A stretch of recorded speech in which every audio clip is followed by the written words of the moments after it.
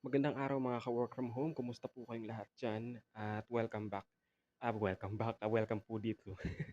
Unang video pa lang pero welcome back ano, sorry. Welcome po dito sa ating munting channel na sinisimulan po natin na patungkol po sa mga nagnanais po na o gustong magkaroon ng idea tungkol sa tinatawag nating work from home jobs. Dahil alam naman po natin kung gaano po kahirap ngayon yung pagko-commute araw-araw. Diyan din po talaga ako sumuko ngayon. Actually, April, May, June. So, mga nasa 2 buwan na po akong nagwo-work from home as a freelance virtual assistant. Amazon virtual assistant po. Ang trabaho ko specifically ay paghahanap ng produkto para sa mga kliyente ko. Tawag po sa trabahong 'yun ay product research.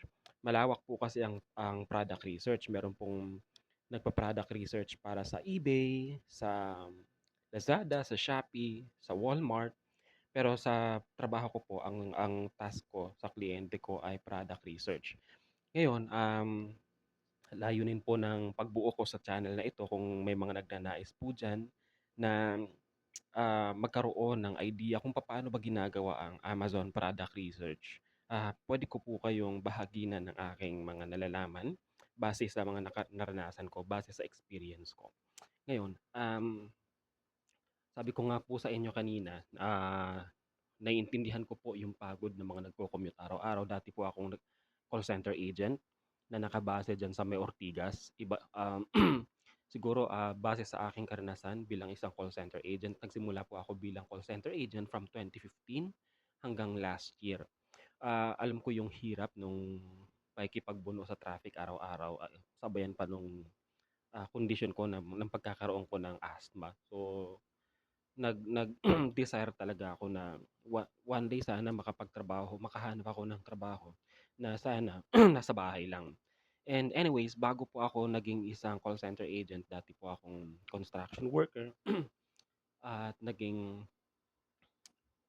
konduktor ng bus, tapos nag-gwardiya po, security guard. Tapos in 2015 nag-try ako mag-apply sa call center, although na maraming mga rejection, pero parang sabi ko ayokong manatili sa ganitong katayuan. Hindi sa minamaliit ko po yung trabaho ng gwardiya, pero para sa akin po kasi kapag meron kang gustong maabot sa buhay, dapat pinagsisikapan mo siya. Dapat kung sawa ka na o hindi naman, sabi ko hindi ko minamaliit yung gano'ng trabaho. Proud ako na galing ako do'n, galing ako sa construction, galing ako sa pagko-konduktor ng bus, galing ako sa paggugwardiya, pero meron kasi akong nais marating sa buhay. Ah, sa kabila ng dami ng rejection ng mga hindi pagtanggap ng mga kumpanya, hindi ako sumuko kasi nga meron akong gustong maabot. Practice ako mag-English. Hanggang ngayon naman nagpa-practice pa rin ako mag-English, hindi pa rin naman gano'n ka-perfect yung English ko sa pakikipag-usap sa mga kliyente ko. Pero patuloy pa rin ako nag-i-improve. At sa siguro mga 8 or 9 years na ako sa BPO, at sa 8 or 9 years na 'yon, siyempre nakakasawa yung take ng call araw-araw, pagbiyahe, pag-commute araw-araw, pakikipagsiksikan sa MRT, sa bus, at tapos sumabay pa yung pandemic. Sabi ko, sana one day makahanap ako ng trabaho na nasa bahay lang, na kung saan na nai-enjoy ko yung time ko with my family. Lalo ngayon may pamilya ako, may anak na ako, 6 years old na siya. Sabi ko parang napakasarap na after work, gaya nung nakukuwento ng ibang VA, ng ibang mga vloggers sa YouTube na after ng work nila, kasama nila yung family nila. And finally, last April nakakuha nga ako ng client, at hindi lang isa, dalawa yung naging client ko. Isang Amerikano at isang Chinese. Kaya thank thankful talaga ako sa Lord na siyang nagbigay sa akin ng trabahong 'to na kung saan nai-enjoy ko. At isa pang pinagpapasalamat ko, yung isang client ko which is American, who is American, Christian din siya, nagkasundo kami. At yung isa kong kasamang VA na taga Mindanao, Christian din siya. So, laking pasalamat ko talaga na siya yung nakita ko. At 2 months pa lang dahil sa, sabi ng client na natuwa daw siya sa sipag at pagtitiyaga ko sa trabaho, in-increase'an niya na kaagad ako. So, nakakatuwa. At yung isa naman ay Chinese siya, private label na Amazon seller siya. Ito namang isa na Amerikano, online arbitrage. Ang trabaho ko sa kanya naghahanap ng mga produkto na ibebenta niya sa Amazon, yung mga replens product. Now, kung kayo po ay interesado na matuto pa, sa pamamagitan po ng vlog na ito, puwede ko pong ituro sa inyo. Gaya ko po marami, baguhan pa lang ako sa pagiging product researcher, pero, sa loob ng mahigit 2 buwan marami na akong natutunan sa client na 'to. Unang-una puwede kong ituro sa channel na ito kung paano gawin yung mga manual product research at kung papaano gawin yung mga advanced method. 'Pag sinabing advance, gumagamit na tayo ng mga tools na kung saan ginagastusan ni client para yung mga VA na kagaya natin, kagaya namin ay mas mabilis na makahanap ng produkto. Kung interesado po kayo, ah, na mas matuto pa, puwede po kayong mag-comment, mag-suggest po sa comment section, type niyo lang po diyan at gagawa pa po tayo ng maraming mga videos.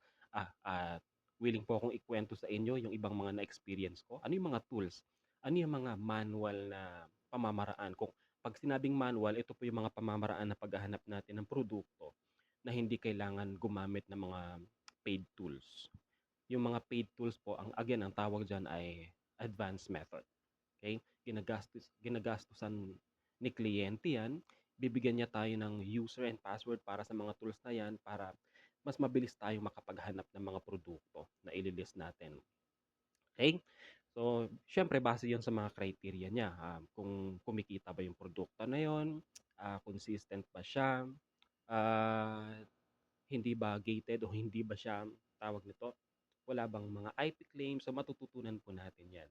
Again, sa mga newbies diyan, puwede po kayong, sana masuportahan niyo po itong channel po natin kasi gusto ko rin po talaga na mai-share yung knowledge na natutunan ko sa loob ng 2 buwan at sa mga darating na panahon, alam ko mas marami pa akong matututunan dito sa mga kliyente na ito na puwede ko pong maibahagi sa inyo. Sana masuportahan niyo po itong channel natin at matuto rin po kayo at the same time siyempre. Maraming salamat at magkita-kita po tayo sa mga susunod na video. At nga pala, kung hindi pa po kayo nakakapag-subscribe, sana po, ah, may magandang loob na mag-subscribe po dito sa channel natin na sa gano'n ay mas lumago pa po itong channel po natin. Maraming salamat at ingat po kayong lagi mga ka-work from home. Bye.